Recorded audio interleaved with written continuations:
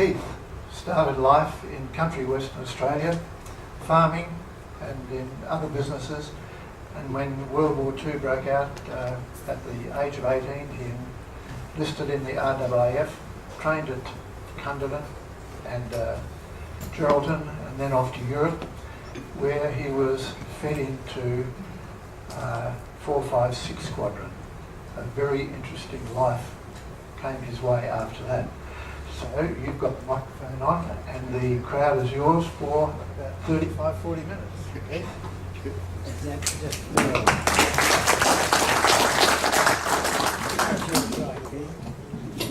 Good afternoon, everybody. Is it on? Yeah. Okay. And I hear down the back. Okay. You can hear better than I can probably. Anyway, thank you for the kind invitation to speak to you. I know one fellow said got out over here. He and I went in Pierce together in 1941, number 18 course, Empire Training School. So he's the only one I know about to all. But first of all, has anybody here heard of 456 Squadron? Hey, you got one over here. You beauty. Well, that's the squadron I eventually caught up with in 1943. It took a long time to get there. But I want to give you just a little bit of a history of 456. But before I do, one thing we're notable for, you know the logo of the Flying Kangaroo. Well, that belonged to 456 Squadron. We were wearing that on our squadron doors in 1942 onwards. It turned out that a couple of our ground staff, they were doodling as fellows do, and one fellow had a penny in his pocket, an Australian penny. This was over in Britain, and he pulled it out and he drew a kangaroo, and he drew a roundel, and he drew a roundel with a kangaroo in it, and that's how it all started way back in 1942. So all of our aircraft, and you'll see one later on, they had the kangaroo motor, Flying Kangaroo. Of course, our squadron was only short-lived. It only lived from 1941 to 1945. Then it was disbanded. Of course, we lost the Kangaroo anyway. We should have made a patent of it, I think, because quite as soon Vic got onto it earlier on, and then the RAAF made it the motor for their modern aircraft, exactly the same motor. So that's a little bit of that. So anyway, 456 was formed in 1941, the last 3 months of 1941. Of course, they had no night fighter aircraft were built before that, so they were equipped with a bolt and pull Defiant. Oh, it's a little single seater, a bit like a Hurricane, only not as good. And they were formed with these things, and all they had was a front seat with a pilot sat, and back they had an air gunner with two little pea shooters. But of course he was sitting backwards, and all he could shoot, couldn't shoot straight backwards. He'd hit his tail fin. Sideways, he'd hit either the wing or the tail elevators. Well, they worked it out when they made an attack. They'd have to come underneath the bomb, and he'd go upwards. That's the only way he could shoot with these little pea shooters. Anyway, at the same time, Britain had just begun to make a night fighter, which was the bow fighter, and that was the company was around Bristol.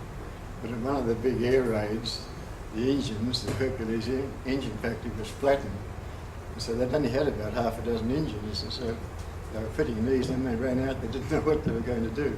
But the funny thing, these Hercules, they're the only motor apparently that goes backwards, goes 80 clock. And so they had to make an adjustment to the tail fin, about 12.5 degrees, to allow for the torque of the two motors hit full power to account for the torque. Anyway, when they ran out of Hercules, they found all they had was a little Rolls-Royce Merlins. And Merlins, of course, were 500 horsepower less than these big Hercules. So they decided to put them in anyway, but nobody thought. Anyway, they decided to put these Merlins in, but nobody thought to take the adjustment out of the tail. With the result, the Merlins were going clockwise, and you got a double whammy, so as soon as you got airborne, away she went to the left like a rocket. And anyway, 456 received these boats, Beaufighters 2 they were, Mark II, and they wrote them off. In quick smart time, they'd lost 5 of them, write-offs. But then they realised that all the pilots they'd never flown twins. They brought up in the single engine because they're going to Bolton for Defiance, so they bundled them off for a course on twin engine flying, and they brought them back. They got a bit better after that. Anyway, they had these Bo 2s for about halfway through 1942, and then the aircraft factory had come back to life again, so they went on making their Beaufighter, which turned that Beaufighter Mark VI, which I think everybody knows. Whispering Death, they call them. Well, they had these for the rest of 1942. And all this time, they were stationed right on Anglesey Island, just off the northwest coast of Wales, about 500 miles from where the fighting was going. So that didn't worry them because they couldn't fight anyway. They were crashing planes all the time. At the end of 1942, they had a scorecard, 11 on one side and none on the other. 11 had crashed and they hadn't shot anything yet. Anyway, end of 1942, they were posted to a drone just southwest of London. Again, getting to the front line, it was called Middle Wallop, Battle of Britain places. And so there they arrived in early 1942, and they were equipped with Mosquito Mark II night fighters, 12 machine guns, 4 cannons, and a decent sort of a radar set on board. So they thought they were made then. Anyway, I'll leave them there, and I'll retrace my track into when I joined at Middle Wallop in 1943. Now Sid and I went into Pierce over here in 1941.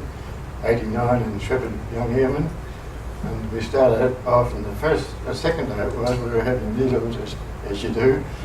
Anyway, the fellow behind me, I had mine and was walking away, and next minute I heard a yelp at the back, and the fellow running around holding his arm. Apparently, whether he jerked his arm or what happened, the needle went right into the bone and snapped off inside. And 6 hours he was dead. That was our first casualty. We buried him 2 days later. Anyway, we went on up to, we finished there, went up to Kangaroo on Tiger Moths, and of course the Japs came in halfway through that course. And we finished that course, I think, about mid-January in 1942. And then that's right, we went in, funny thing, we went in as 18 course, but we came out of Geraldton 19 course.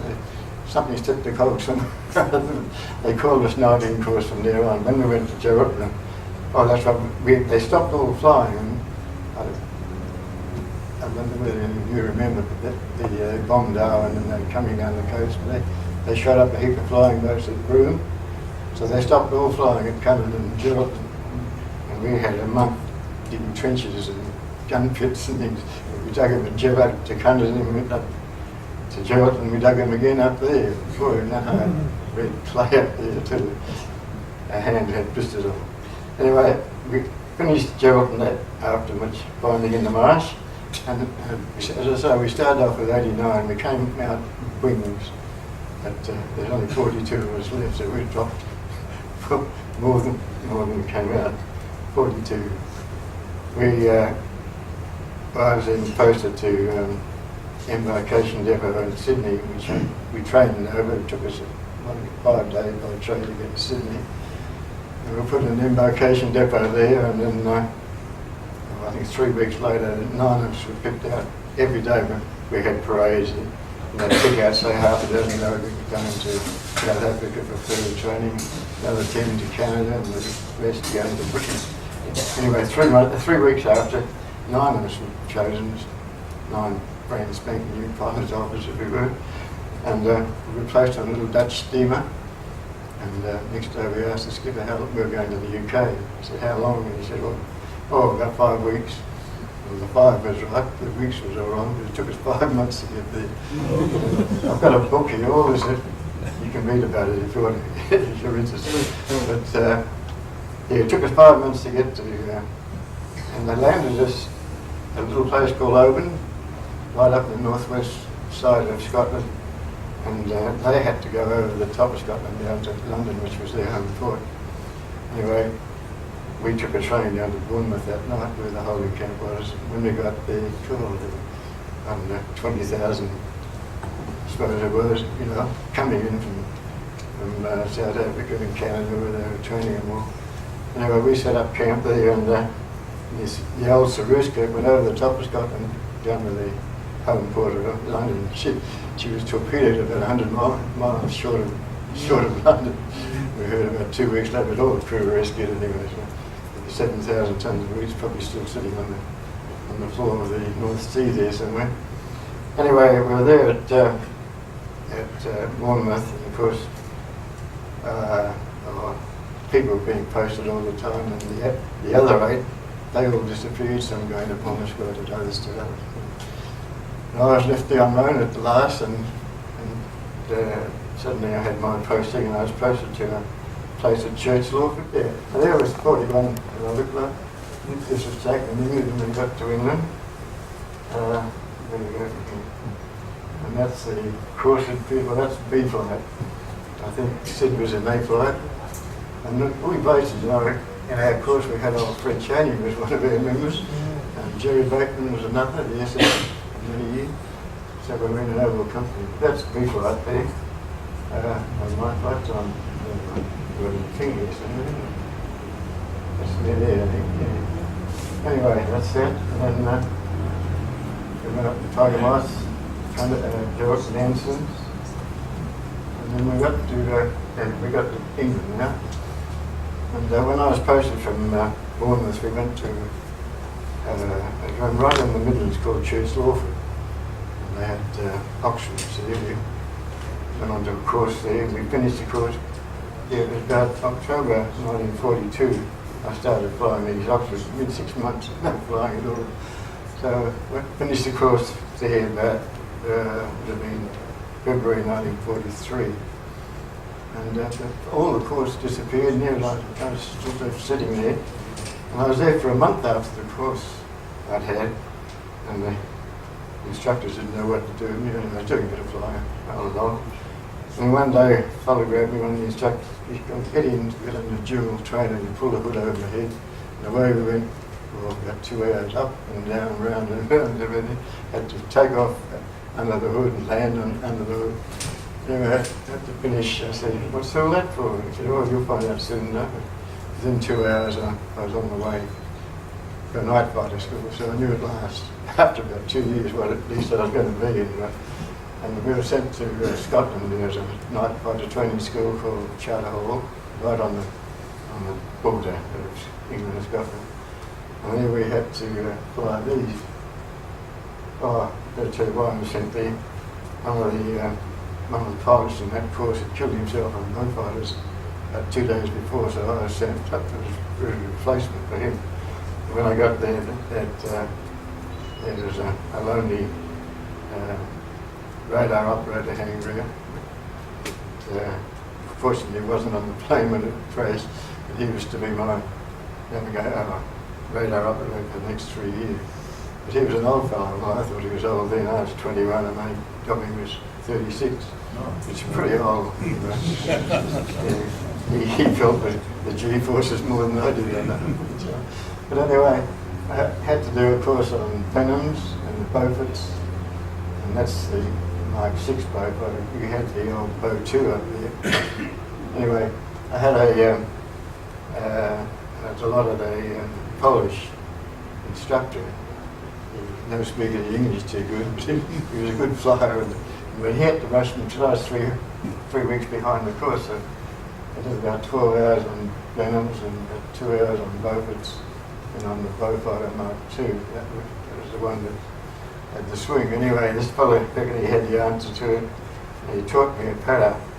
Always keep the right-hand throttle 2 inches behind the left as you're taking off. I had to learn that until I had it pat. He said, when you take off, keep saying it all the time, keep that throttle back to allow for the deadly swing. So that's how I learned to fly the Beaufighter Mark II, and no problem at all. But the noise with synchronisation of the motor. You go boom, boom, boom, boom. You don't worry about the noise, think of the skin. That's all.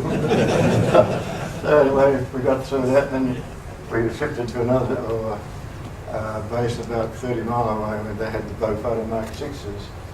They were beautiful SSEs. And they had the Mark 8 radar, which you could see about 6 to 8 miles. And we finished that course, and then, well, we were recruited at last, ready for the battle. And they sent us on a 10-day leave, and they said, in 6 days you get your postings and ready to go. Why they couldn't tell us then, I don't know. I was staying on a farm just next door to this home. I made friends with the farmer there, so I went there and I disappeared down London somewhere. Anyway, I got my posting. It was 2, 4, 5, 6 Squadron at Middle Wallop. This is about May 1943. And so I turned up there, and the first day there's no doggy, the second day still no doggy. Anyway, they started to look for him after about a week. It took them 3 weeks to find out where he was. He'd been posted to 85 Squadron, right across the other side of London, about 100 miles from where we were. But, there's a long story to that too. It's written in the book anyway.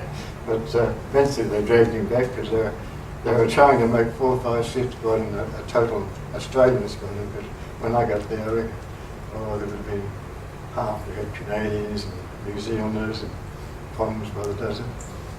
There would have been about 4 truly Australian cruisers, and we were another one coming to join. So there we were at Middle Wallop. Now Middle Wallop's unusual home because it's got no runways.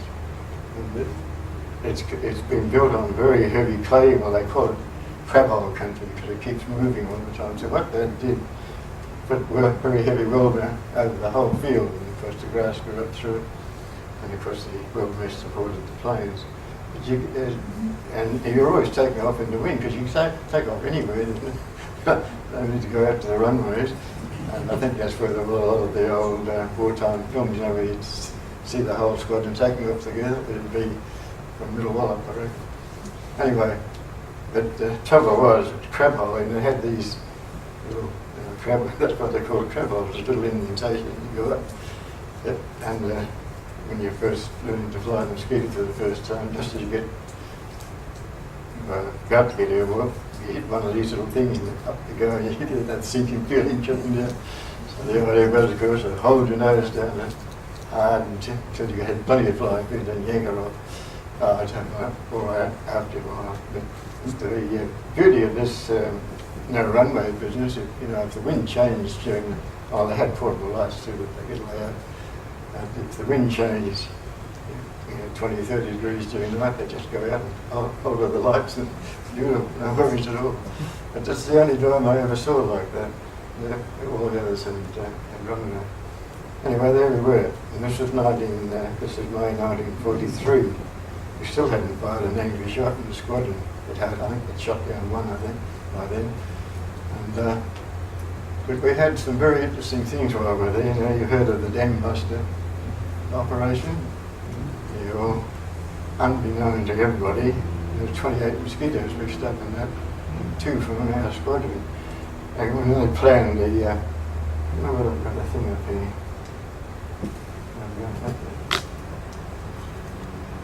There's some of the zones we were at. But, this is the one. Now the Gibson, these dam buttresses, they were leaving England and they would go over Rotterdam, north of Rotterdam, right over to where the dams were in Germany. Anyway, they had arranged, right around all that country there's 28 German night fighter bases. And so what they planned was 28 mosquitoes, each one to go over and sit on these night fighter bases and make sure that nobody took off. And so we had 2 of our mosquitoes and 26 for the other squadron. And they travelled up to a base all around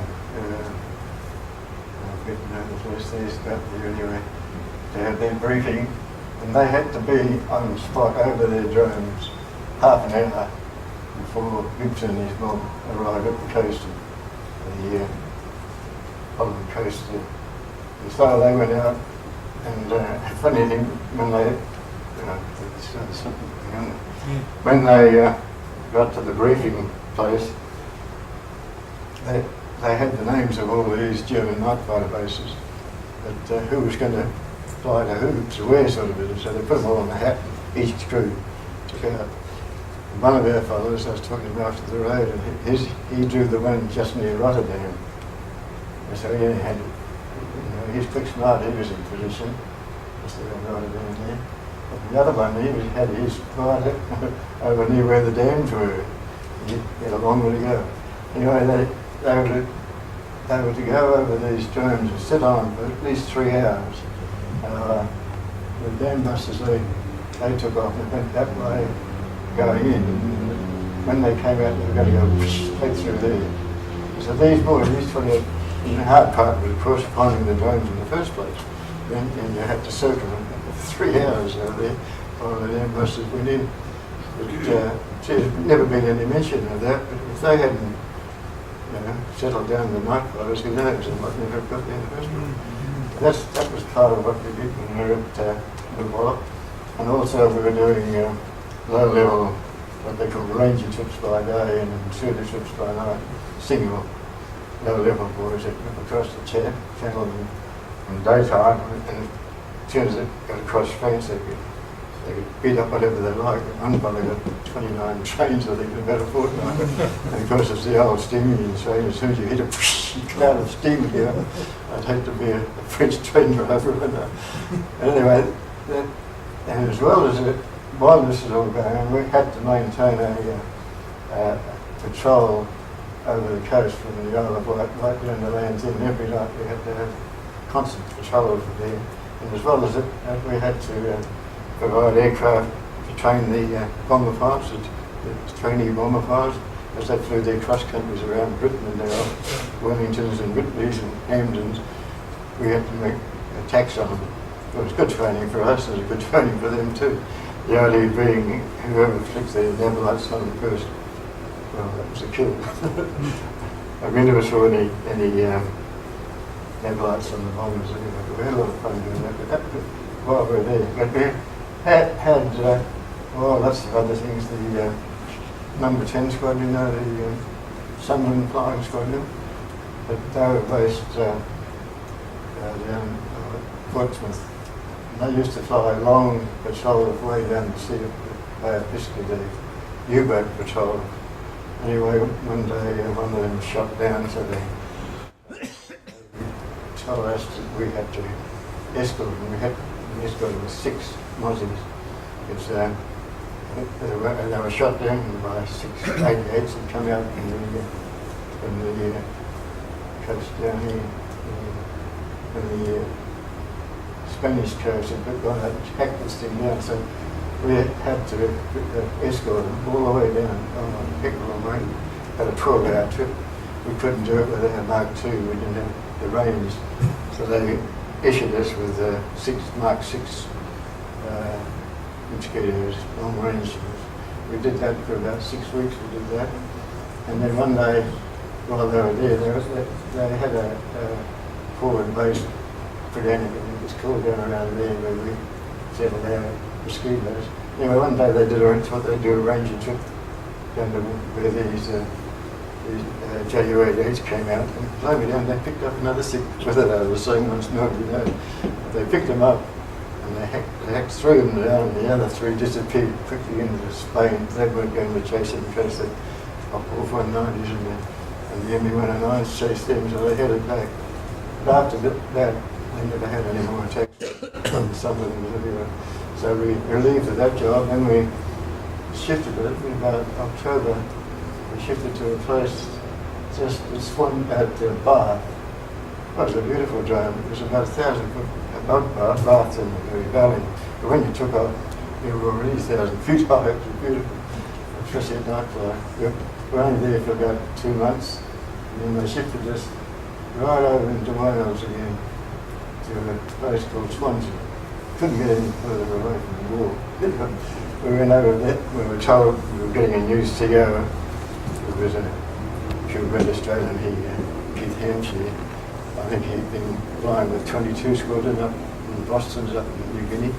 And he was sent over to straighten the 456 out anyway. So he arrived and we were getting a brand new Mark 17 mosquito with the latest radar on and everything. Anyway, they arrived about, I won't tell you what happened the first day I got my new commanding officer. It's in the book anyway. I ended up in a 2-week commando course on the road. Anyway, that's another story. And anyway, we've got these new machines arrived. You'll see the normal mosquito had a short nose on the front. And these new ones came out, had a great big bulbous nose, about 15 foot long. Stuck it, you get in the cockpit and you couldn't see a darn thing. It was in front of you. It was a bit like sitting in a Spitfire. You get your great big nose out in front of you. Anyway, the only spots you could see was a little narrow spit on the left-hand side between the nose and the port motor. You know, these got used to flying. But they had the bigger Merlins. They jumped them up from 1250 to 1750 horsepower. We had 1,000 extra horses, and we thought, well, that should give us a bit more speed. And when we got to fly, we lost 30 mile an hour. Instead of going 370, these things are doing 340. So we weren't too happy about that, but Dobby was happy because the new radar was something out of this world. But, you know, how they use window and all that, these little tinfoil strips to muck up the radio. Well, it didn't have any effect on the Mark 10. So he was happy, but all the pilots weren't very happy. We had this great big nose, but they'd stripped us of all our machine guns. We had 4 in the nose and 4 in each wing. They'd taken all in the way, that's just with a full cannon underneath, coming in the cannon underneath. That's all we had. From then on, we couldn't shoot a plane down with a full cannon. We shouldn't be up there. They're probably pretty right. But I remember doing the air-to-ground one day, and you could sort out your guns, 4 of each, or 8 of each. Or anyway, I let them all go together. I reckon the old plane just went backwards for a while with the recoil. The 12 machine guns each spat out 3,500 rounds a minute. And the full cannon was doing 250 rounds a minute. So they all met about 200 yards. You get rid of just a wall of lead. So they came out all of our machine guns away. And that was the beginning. January 1944, we got our new plane. And then there's B-flight. I was always in B-flight because it's all alphabetical order. All the ones half the alphabet and A-flight, the rest of B-flight. That's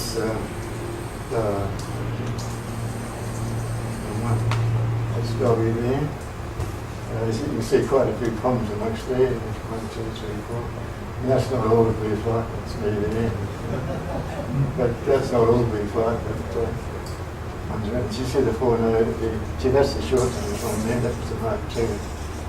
And we had 4 on each side, the same of those, and then 4 cannon right underneath the gun. So, yeah, that's the Mark 2. Now, we equipped the Mark 17s at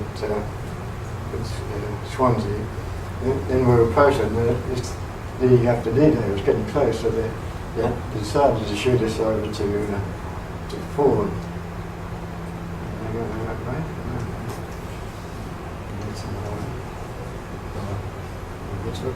Anyway, Ford was stationed just near the Isle of Wight, and it was a beautiful airfield. It was right next to the Arundel Castle.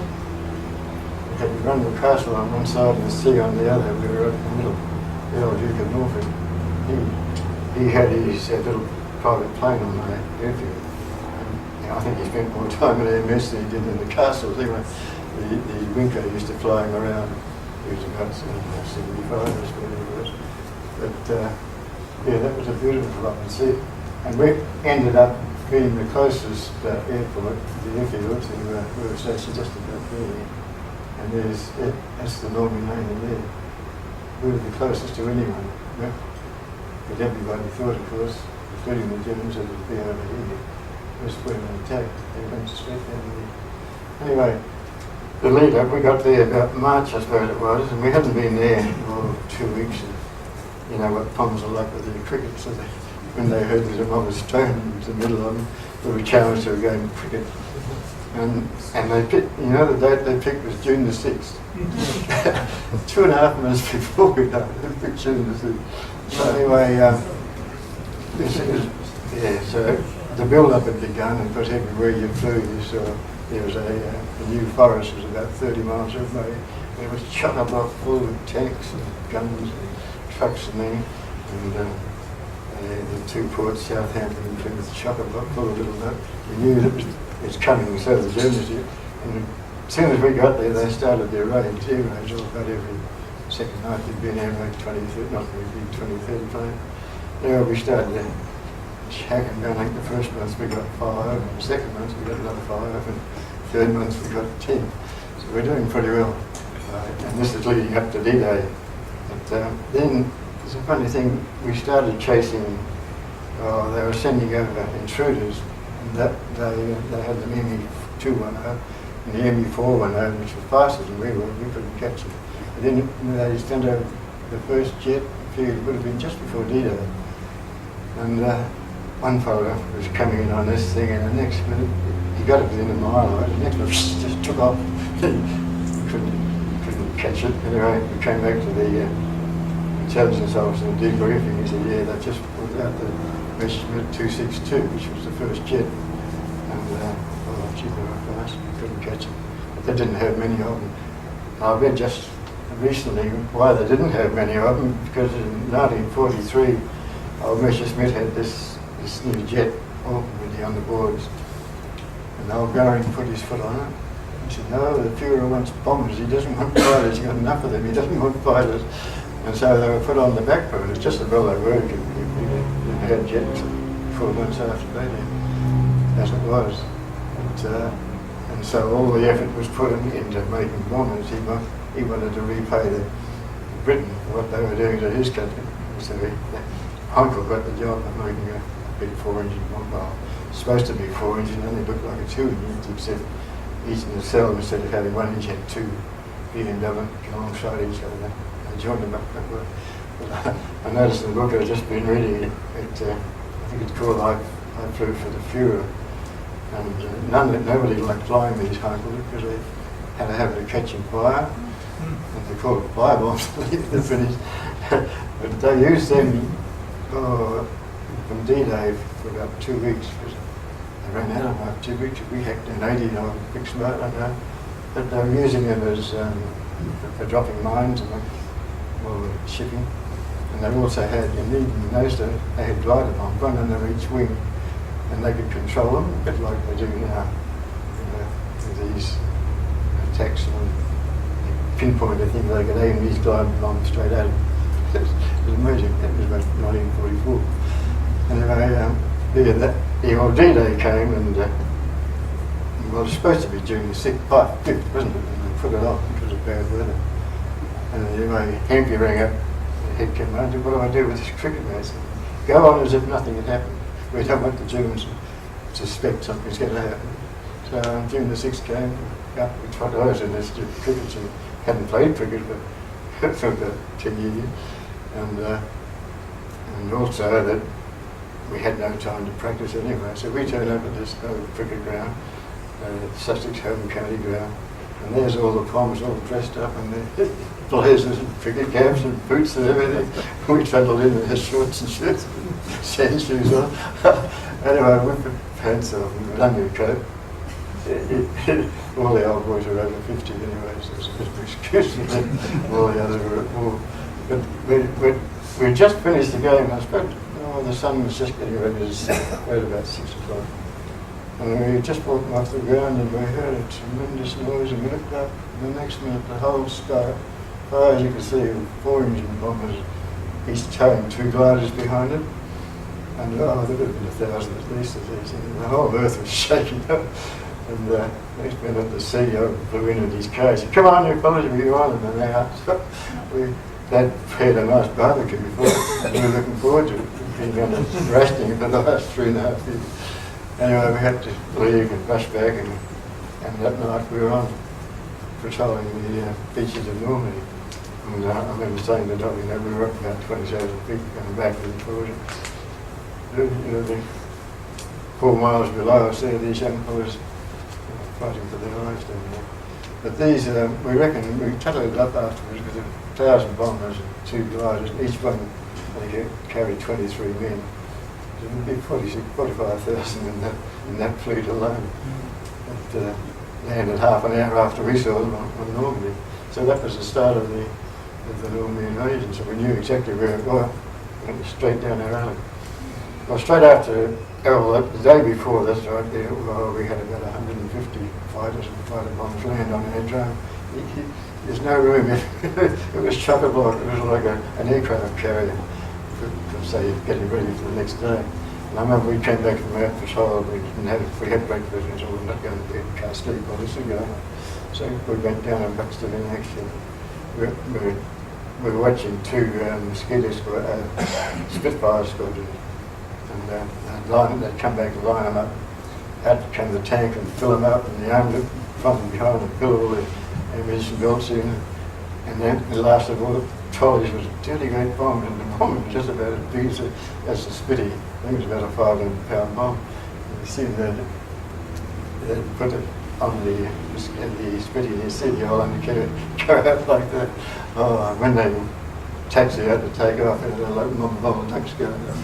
You know, they struck over the run, as soon as they got off the ground, their undercoated, away they went. And we were timing them 45 minutes. They dropped their bomb and beat up what they could get back again. And that went on the whole day. And there was a couple of squadrons of Typhoons with the rockets underneath their wings, 4 rockets under each wing. And they were trying to stop the German tanks from leaving Calais and going right down to Normandy. Well, they have the fun reports. I reckon 2 of those rockets hit a tank, and I reckon there's nothing left of springs and sprockets and tracks going over there, and opening it up like tin opener. Anyway, that went on all day. I went on for about 3 days, and it slackened off after that, after we got a decent hole down there, and had their front line strips made for their fighter. But in the meantime, of course, I thought Hitler could see what was going on, so he wanted to get his buzz bombs off the ground, so he was building ramps just around Calais. Oh, there we are, that's my radar loader there. That's when I met him up at, when we first started off. And there we are. We just shot down the JU-88, and we just landed, and they sent me down a photographer from Australia House to take a photograph. We just in the car for sleep. Went on all night. That's our big RX was our squadron, the numbers of the B was our extra. And that was it. Anyway, Hitler was building these ramps just around Calais. And of course, as quick as he built them, out come the RAF, smash them all up. And nothing happened for about a week, because as quick as he built them, they were bombing them. But after a while, he got cunning and he made some from mobile ramps, and he'd hide in caves and he'd whip out and fire a bomb and hide it. And I suppose it was about, it would have been July rather. July, the first week in July before they really got any bombs. Of course, they were firing at daytime. We were on patrol at night, but we never saw them. Now, this is where they were firing from there, straight for London. Now, they had 2 aircraft patrolling over there. They had a just in the middle, on that coast of England, chopper block full of anti-aircraft guns. So we only had the distance there to there before you run to guns. Guns are like they're always behind the target if you were chasing it in vain. So they set them out there, and you had 3 minutes from the time you saw them take off up to the gun. It was the same behind the guns. And you had the row of guns, and you had 2 fighters in behind there. And around London they had a balloon rifle. Well, I suppose it was about 400 of these great things, flying about 4,000 feet at the cable hanging down. Anything that got past the 2 fighters, the guns, I hope the funny thing I read the other day, they stand about 250 of these bombs, the balloons, right? But anyway, the day fighters, they had a Spitfire on that side, going back and forth, and they had a Tempest on this side, going back and forth. And of course they could go from over 400 kilometres straight level, especially the Tempest, because they had a colossal engine, 3,500 horsepower engine, and about 440 straight level on the sea. And I see a saw one and they landed forward and I went across to look and they had the covers off, the engine covers off. Just a massive plug leads. Because there's two leads to every cylinder and there's 48 plug leads. Oh, unbelievable. Anyway, they fixed up what was wrong with it. And they started it up and I was about 30 yards away. But when he opened it up, the whole earth trembled. 3,500 horsepower motor. This thing. It was about twice the size of a Spitfire. The Spitty, they had a Spitty with two props on, one going one way and one going the other, up behind the other. And they could go straight up like that from about 10,000 feet. Unbelievable. Anyway, the Germans could soon see that the fighters were knocking these things now were top of the law, because they could see what's going on. But after the first week, the second week was July, it was our turn. They started firing at night. A-Flight was on the first night and they came back and they chased him and they had no feeling and they took over the roads. And the hardest part was figuring out the direction they were coming against it. When they launched them, all you saw was a little red glow, I suppose about the size of a cricket, because we were about 25 miles away. That's all you saw. And it seemed to dance around a bit until you got going. And you couldn't tell what direction they were coming at you. And so I figured out and found out what I'm going to do is point the nose straight at that, and if it goes that way, I need to go that way, if it goes that way, I go that way. And it worked out pretty well. And the second night was our turn. The day before, I had another pilot used to do, we used to do a little bit of flying together. George Houston used to come from Gerald. We were always in trouble, George and I. Anyway, we were on this night, and so we went out behind the Isle of Wight to have a practice run. George would go out and at 20 miles an hour, you turn in and make an attack. He was flying at about 4,000 feet. We fly at 4,000 feet, but you know, down south, about 400 miles an hour like the post office. And so he did that, and I was patrolling the coast, and as soon as he said, okay, we're on, I'd head straight at him, because daylight in the way you can see him coming in. And at 10 mile range, of course, Doggy picked him up coming in, and he could tell me the range he was, and also the height he was. So this happened, and we'd worked it out. We needed to make a dive when he was still 1.5 miles away. By the time he got there, we should be somewhere near him. The first thing, we were too late, he was gone before we got down. So the second time I said to the dog, we'll make it 2 miles. So he was coming, George was coming in, we were at 8,000 feet, and as soon as he said that 2 mile, I went screaming dive. Because you had to keep your eye on George coming in this way and your eye on your altimeter, which is going back to the steady rate of knots. You needed another eye. I was going a little bit right through because I couldn't see my airspeed. And we were belting down flat out, and we came up right behind. No worries. So we reckon that suited up.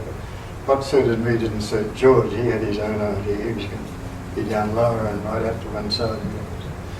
He had a couple of goes anyway. That night we were on together.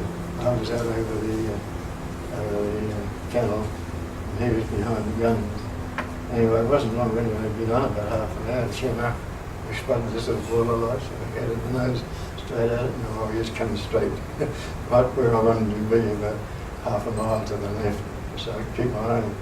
But as this little light got closer, it developed into a jelly, clear about 30, 40 yards long, all closer, and because it took all your night vision, you couldn't see a thing. It was that bright, it was brighter than the sun, and as you got up to it, it was white, bluey hot. Anyway, we came down right up, just a little bit behind. I think Dobby said when we got down we were about 600 yards behind him, but we still had a bit of speed, so we came in at about 400 yards. That was as close as we could get. So he said, "You better fire now because he's starting to go away." So picked the nose up, and on the mosquito ring sight we had, it was superimposed onto the front windscreen. We had a little round circle about 10 inches diameter, a red line around it, right in the centre was a little red dot. But you could only see it when you got in line. You couldn't see it when you got this way. So you got, and you fastened a little red dot was where all the guns were pointed. So we came in behind this thing, and you can't see the bomb itself, you just see this dirty red glare. As you can see just where it left the exhaust. And so I said, well, I aimed just in front of that, so I put the spot on it, what I reckon it was about 6 inches in front of the flame started. And I put a burst in. You can see little flicks where the shells were hitting, but they were too low. What you see the bomb, and it's up a bit. It's about 3 foot above the. So it's set up above the casing of the bomb. So I lifted the spot up a little bit, and then bang. And the next minute, the flame went out. And we knew that was going down. What was going to happen to us? Never was shot one down before. Anyway, we reckon by the time the bomb had hit the sea, we'd just about get over the top of it. And it's sure we didn't know whether it was going to explode when it hit the sea or whether it just dive in. But there's one heck of a flash. We were right in the middle of the blast, and it's just like both engines stopped, and the other was it shook like crazy. I think I describe it in the book. It is what a cat must feel when a dog, grabs it in the back of the neck and shakes it so it can't sink its fanning to it. That's what I thought. And I thought, this is it. We're right over. And these things are over a ton of TNT, And when they made a heck of a bang when it went off. Anyway, we shivered and shook what seemed like about half a minute, I suppose, a second or two. And everything came good again. The engines came back and everything. We did all the instruments, everything was right. So that was the first bomb we got. We soon learned that when that plane went out, full up, flat out, because you got about a mile out. You get as much height between you and the bomb, and also distance. And after that, every time we shot one down, the shadow was only about half of it was. It was still pretty bad. But when you think of the old mosquito made of wood and glue, I don't know how it stood up to it. So that went on. We were doing that for about 6 weeks, I suppose, and the troops were coming up. They overran the ramps there. But then we had I remember our bloody guts Patton, the tank commander, Remember when they got up to Belgium, Patton went that way, Paris and straight to Berlin. Monty was to go around and take Holland. Anyway, Patton, of course, the tank commander, most tank commanders, they go forward about 5 miles and consolidate, all the troops come up. And not old Patton, he wanted to get to Berlin before the Russians did. And he took off, and of course the Panzers, they were just pulling back, leading him on. And we got about 100 miles in front of his troops. And all of a sudden the Panzers turned, he was in trouble. And they followed the daylights, and we were sent on patrol over there. They called patrol the bomb, they called it the bomb, the Battle of the Bulge. And this night we were running through icy conditions. On the mosquito they had a little oil air cooler as well as a water cooler. And you go through ice and the oil would get too low, so you had little shutters as you closed through. So anyway, we were very nice, and I closed them down. And when we got out of there, I started to warm up and pushed the button and nothing happened. Couldn't get the shutters open because the temperature's going up and up and up. Both motors on, we had ice all over the wings. We were losing height rapidly. Anyway, eventually we ran out of the ice. The motor cooked us further out. We were, I suppose, 100 miles, 150 miles, 200 miles from base and stuff. And we got down to 500 feet before we could maintain height. Anyway, they'd just taken an aerodrome just south of Brussels, about 8 miles from Brussels that day. And of course, to take it on the land lights out of it. And when we rang up to patrol, he said, well, I've got a base, but he said, there's no lights on it. So he said, and he arranged for 3 searchlights. They were about 3 miles away, and we're going to show them the lights. He said, anyway, come across and see what you reckon. we came across, and he said also, he said, I'm going to put a van at the end of the runway, and he's going to fire a billiard cartridges down so you can see where the runway is, because there's no runway lights. And, you know, we came out, it wasn't good, it was pretty dark. I said, oh, well, we've got to come in. We were still losing a bit of height, so we came in and landed, and without any lights, these very lights flying down. That was the only thing we saved, was to view where the runway was, and we got on the ground. So that, anyway, we were there for 2 days, stranded there. They hung up base, so that I'm not really okay. Anyway, we had no money, of course. We were going to the buses. When we went to the buses, every shop they had chocolates and ice cream, everything under the sun. We'd never seen for about 3 years. So Dobby said, this is no good. And then he remembered that every aircraft that went over the enemy territory, they were given an escape kit. So back we go to the drone. I was even picked up an escape kit and opened it up. It was about like Aladdin's cave. There were guilders and French marks and French francs and other Belgian francs and marks as well. So we went into Bushell's Bricks and Martin and cashed it all. You weren't supposed to do it unless you were escaping. We reckoned we were escaping anyway. So we went in and cashed it all, and we really had we got ourselves pretty well for 2 days before they picked us up. But then, you remember the Battle of Arnhem, the gliders and the airborne troops. We were sent out. One of the gliders had been fitted out as a radar station, and the idea that when they landed there, he could call in all air support and everything. And we were sent out, Hank and I went out over Arnhem. We were to circle Arnhem for 3 hours, and we were there from about 1 to 4 in the morning. And every now and again you get a call here to call sign. But we had no answer. We were there for 3 hours, not a sign. Unbeknown to us, of course, he'd crashed on me. It makes you wonder if that had happened, it might have been a different story, who knows. But then after that was another, the Germans found out they had still had 500 of these buzz bombs left. Nowhere to fire them from, so they brought back 2 squadrons of HE-111s, and they'd been going for about 20 years, these all good. They brought them back to the Russian front, and they put them up so they could carry one of these bombs underneath it. And it's, they were operating from Holland bases. And we go out and fly down low. At that time we had beautiful altimeters, radio altimeters, send the pulse straight down and up. The other ones is a lag in it, so barometric. So we had these things, and they had them too apparently. They'd fly down low across underneath their radar cover. And when they got about 50 miles from them and up, they'd come, shoot the bombs, down they'd go again and home again. Anyway, we were told on patrol that we don't worry about the buzz bomb. We couldn't catch them anyway. Same level. As soon as you see a buzz bomb light up, flick around your radar, pick up the Heichel and hack that before you get home again. So we had about 2 months there before Holland was taken back. But very interesting. They were cutting these. Of course, they'd been flying up in Russia for years and thought they could fly. And we chased one back. We found him.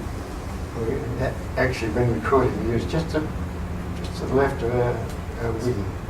And Dobby couldn't pick him up. He just anyway. The first thing we knew was there's traces coming around at us, just over the wing. Fortunately, he wasn't far off. But, so I looked across and I could see him. About 200 yards of us.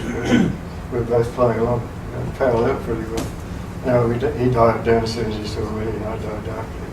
But they were flying about 20 foot above the water. We couldn't get in. We tried about 3 attacks. We just couldn't make it.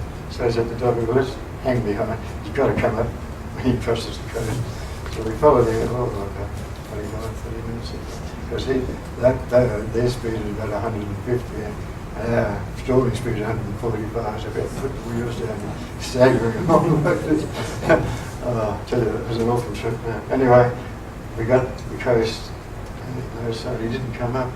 And of course, when we hit the coast, the echoes and blanked out our radar, so we had to let him go when they got away. So that's at the end of the buzz bombs, isn't it? And this led us up to almost the end of November 1944. We went back to base, and next month I was posted to a very, very secret aerodrome.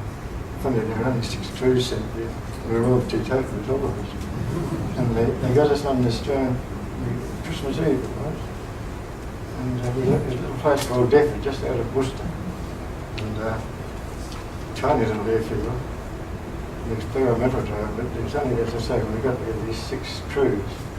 And all the rest were civilians, or scientists, but they were head scientists of Britain. There's about 25 of them. And they were developing all new radar, but also all the gazeters and the modern 747. But they had an old flying fortress celebration next morning. The boss took me out to have a look. There was about 20 different aircraft we had to fly. And there was another flying fortress there. I said, well, I'd like to get hands on that. He said, yeah, but he won't. He said, there's never anybody in it. And we were told that always had to have the right of way, even on the ground and around the air, because there's never anybody on board. You'd see this thing thundering along, pull up against the runway, test its motors, and out and going off. See the stick come back, there's nobody there. And this is what they were developing way back in 1945. Unbelievable. Of course, we were working with all these boys. I had one sort of special I was working with. He had we were flying the latest Mosquito Mark 30 or UD2. Anyway, he was developing radar for dropping torpedoes at night. I had to fly him down the Bristol Channel and beat up every ship I could find. Well, I didn't know what I'd been doing it. I hadn't been doing it all the time. But anyway, he'd do it half an hour and he'd do that. He's working his radar. Another one had an old one, and then I had 4 of these fellas down the fuselage with all their radar sets, and you just get off the ground with 2 spitties and be attacking them for about an hour and a half while they were developing radar operated guns. And at the finish, I'll finish off here. 2 days before BU Day, the boss said, how would you like to have a jet course? I said, well, yeah, I wouldn't mind. He said, well, you better have the first one because you'll be leaving pretty soon. So we went down, he flew me down to one of our old night places to Korea nearby, only about 40 miles away. And I remember he took me down in this old Wellington. He never flew them, he left it to us. Anyway, jumped in this thing in the motor went, got airborne, and I said, look, I'm going to go down and sit in the turret, see what it's like, the gun turret, at the back. And I'm sitting there enjoying it. By that time, no time at all, we were over Cologne, and we came to land, so I said, well, I'll stop it here, see what it's like to see the ground going that way instead of this way. So I was sitting there, and I felt the wheel bump, and next minute there's a kind of muscle beam on tire at first. Round we went, and I'm on the outside of the curl. I couldn't move, and I was stuck in this one. Anyway, it pulled up eventually. I stayed out of this. I was walking up the 2 stairs. The boss come down to me. Oh, you did look white. I said, yeah. And he said, what happened? Oh, tire blew. Anyway, he fixed that up, put him away, and I did a jet course. We had to do a 5-hour jet course on the first meteors. And this is 1945. And I had to do 7 trips to get 5 hours. You could only do 45 minutes a trip. 450 gallons, just went like water. And because they didn't have the impeller in the first ones, in the front, and they wanted us, and no Jim, we just had to get in this thing. Anyway, they said it takes half the runway to get 50 miles an hour up because the lift off was about 125. He said, don't worry, you go from 50 to 125 in about 2 seconds flat. When you got to speed, you're shot back and I see the next minute you're up. And of course, it was the first tricycle I'd ever flown. And they also said, yeah, and when you're coming in, forward, not backwards. You're not used to flying now on Mosquito. But they were good, but it's 7 trips in there. So I think I better knock off there.